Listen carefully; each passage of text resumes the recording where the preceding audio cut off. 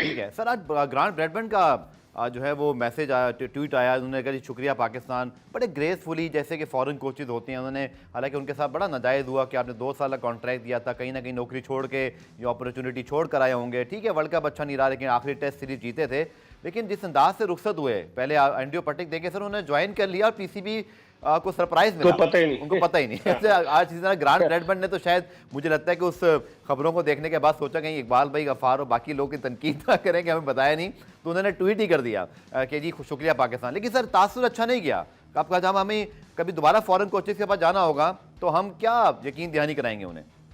دیکھیں عبدالغفار، اب تو غیر ملکی کوچز پاکستان آنے میں ہچکچاہٹ محسوس کریں گے جو ان کے ساتھ سلوک روا رکھا گیا ہے. اب چلے مکی آرتھر نے تو عقل مندی کی کہ انہوں نے اپنی وہ ڈربی شاہ کا کانٹیکٹ نہیں چھوڑا، لیکن باقی جو تھے جس طرح گرانٹ بریڈمن کی آپ بات کر رہے ہیں، اینڈریو پٹک افغانستان کے پاس چلے گئے، پھر آتی جو ہے وہ مورنی مورکل نے ریزائن کر دیا، تو جو سلوک ہوا ہے وہ بڑا ہی مطلب جسے کہتے ہیں افسوسناک ہے. مکی آرتھر تو 2 مرتبہ ڈسے گئے ہیں. آپ کو یاد ہے جی 2019 ہاں. کے ورلڈ کپ کے بعد جو کرکٹ کمیٹی تھی، جب مکی آرتھر کو بلایا وہ بڑے خوش فہمی میں مبتلا تھے کہ میں رپورٹ دوں گا، پتہ چلا ان کی چھٹی کر دی. تو یہ ایک بڑا برا تاثر جاتا ہے بین الاقوامی سطح پر کہ پاکستان میں جو کوچز آتے ہیں وہ زیادہ عرصے تک ٹک نہیں پاتے. پاکستان کرکٹ میں جو تبدیلیاں ہوتی ہیں اس کی وجہ سے کوچز کو جانا پڑتا ہے. تو اب دیکھتے ہیں کیا ہوتا ہے. لیکن اور پھر اس پہ سونے پہ سہاگا کوچز کے ساتھ یہ سلوک ہو رہا ہے. اور پی سی بی مینجمنٹ کمیٹی کے چیئرمین جو ہے گلین میگرا کو آفر کر رہے تھے آسٹریلیا میں کہ آپ آئے پاکستان میں جی جی گراس جی روٹ لیول پہ کچھ کریں.